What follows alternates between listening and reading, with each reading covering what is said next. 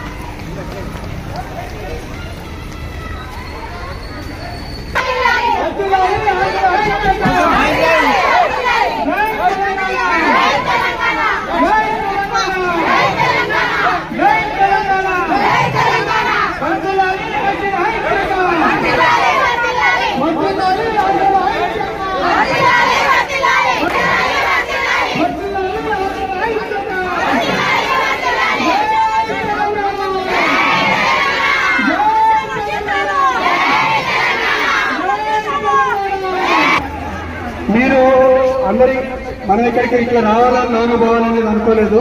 మనం అక్కడే ఉండాలని